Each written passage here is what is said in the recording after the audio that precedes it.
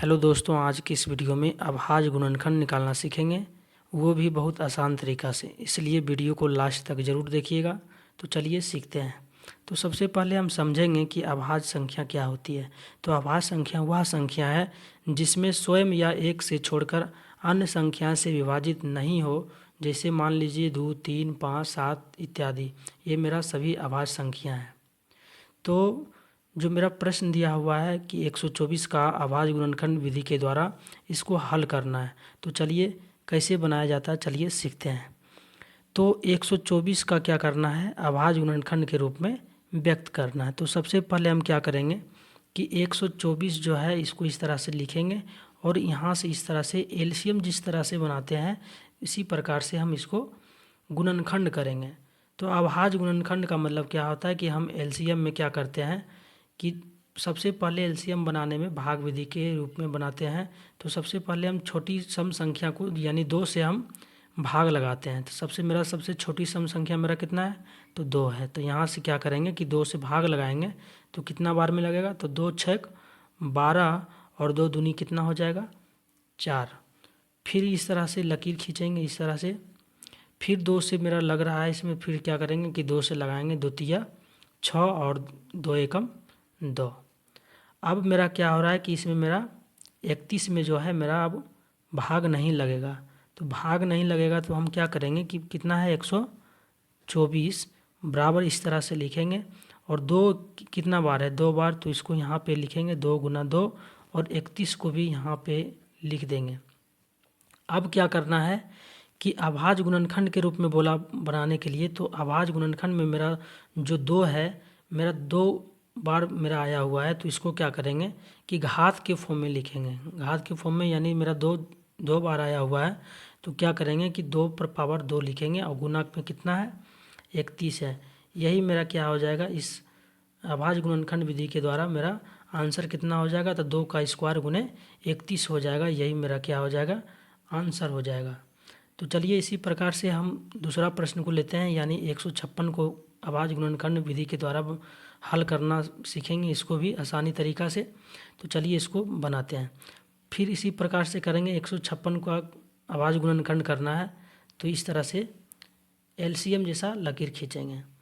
फिर इसमें क्या करेंगे कि सबसे छोटा सम संख्या यानी अभाज्य संख्या से इसमें भाग करेंगे। तो मेरा सबसे छोटा अभाज्य संख्या कितना होता है, 2 होता है। तो 2 से यहाँ क्या करेंगे, इस प्रकार से इसमें भाग लगाएंगे। तो भाग जब लगाएंगे तो कितना बार में लगेगा, 2 सती 14 और 1 जाएगा इधर तो मेरा 16 बन जाएगा। तो 2 से फिर लगाएंगे 2 ठी 16, इस तरह से लकीर खींचेंगे और 2 से फिर लगाएंगे तो मेरा 2 तिया 6 और 1 जाएगा इधर तो 18 बन जाएगा। फिर 2 से लगाएंगे 2 नमा 18। अब मेरा 2 से जो मेरा अभाज्य संख्या 2 है उससे अब मेरा नहीं लगेगा। तो अब आगे वाला संख्या से देखेंगे तो मेरा 3 से इसमें लग रहा है। तो 3 से लग रहा है 3 एकम 3 और 3 तिया 9। अब देखेंगे कि मेरा लग रहा है 13 में कि नहीं, यानी 13 में कोई भी अंक यानी स्वयं से 13 से ही कटेगा। तो इसको अब नहीं लगाएंगे। तो क्या करेंगे कि मेरा 156 है तो 156 बराबर यहाँ लिखेंगे। और जो मेरा अभाज्य गुणनखंड यहाँ जो निकला है उसको यहाँ पे लिख देंगे, यानी 2 गुना 2 गुना कितना है 3 गुना 13। अब इस तरह से लिख देने पर क्या करेंगे कि घात के फॉर्म में लिखेंगे। तो 2 मेरा कितना बार है, 2 बार आया हुआ है। तो इसको क्या करेंगे कि 2 पर पावर कितना लिखेंगे 2 और गुना में मेरा कितना है 3 है तो 3 लिखेंगे और 13 1 है तो 13 को भी इस तरह से लिख देंगे। और यही मेरा क्या हो जाएगा, आंसर हो जाएगा। तो चलिए इस प्रकार से एक प्रश्न और लेते हैं 140 का। तो 140 को इस तरह से फिर लिखेंगे और यहाँ एलसीएम जैसा लकीर खींचेंगे और फिर क्या करेंगे, इस तरह से लकीर खींचेंगे और देखेंगे कि मेरा आवाज़ सबसे, लेकिन क्या करना है कि सबसे छोटा आवाज़ संख्या से लगाना है। तो मेरा 2 होता है, 2 से लगाएंगे 2 सती 14, 1 0 बैठा देंगे। फिर इस तरह से लकीर खींचेंगे, 2 से मेरा फिर लग रहा है कितना बार में 35 दूनी 70। फिर इस तरह से लकीर खींचेंगे। अब देखेंगे कि मेरा 2 से जो है मेरा 35 में भाग नहीं लगेगा। तो अगला संख्या से हम देखेंगे तो 3 से भी नहीं लगेगा, 4 से भी नहीं लगेगा, 5 से मेरा लग रहा है, 5 सत्ते 35 यानी 5 से इसमें क्या करेंगे, लगा देंगे। अब मेरा क्या होगा, 7 अपने आप से कटेगा इसलिए इतना ही करके छोड़ देंगे। और इसको क्या करेंगे, इस प्रकार से लिख देंगे 2 गुना 5 गुना 7।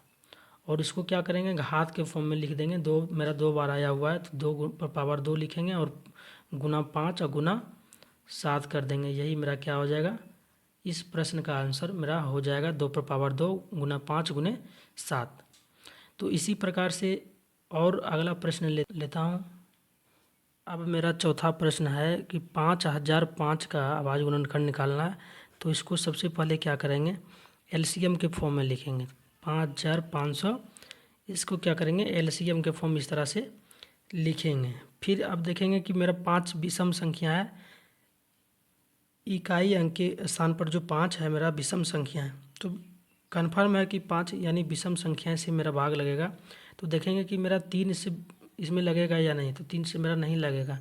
तो हम क्या करेंगे, इसमें 5 से लगाएंगे। कितना बार में है, 5 बार में। तो 5 से कम 5 होगा। फिर मेरा कितना जीरो है, 2 को जीरो है तो 2 जीरो उतारेंगे। फिर मेरा 5 से कम 5 लग जाएगा। फिर इस तरह से लकीर खींचेंगे और फिर कितना बार में लगेगा। तो मेरा विषम संख्या है, 5 से मेरा नहीं लगेगा, इसलिए 5 का टेबल में मेरा 1 नहीं आता है। तो 7 में 7 कैसे आ जाता है।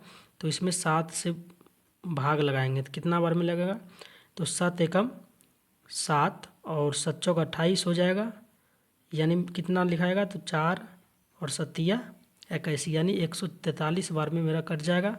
फिर इस तरह से लकीर खींचेंगे और इसमें मेरा कितना बार से लगेगा, 11 बार से लगाएंगे तो मेरा 13 बार में ये पूर्ण रूप से मेरा कट जाएगा। तो इस प्रकार से करने के बाद हम क्या करेंगे कि इसको जो है सभी को लिख देंगे। 5 गुना 7 गुना 11 गुना और कितना है 13 है। तो हम देखेंगे कि कोई 2 अंक एक जैसा मिल रहा है या नहीं। तो मेरा एक भी अंक नहीं है ऐसा कि 2 बार मेरा आ रहा है। तो इतना ही मेरा क्या हो जाएगा, आंसर हो जाएगा। आशा करता हूँ कि वीडियो अच्छा लगा होगा, इसलिए वीडियो को लाइक कीजिए और मेरे साथ बने रहने के लिए चैनल को सब्सक्राइब कीजिए। धन्यवाद।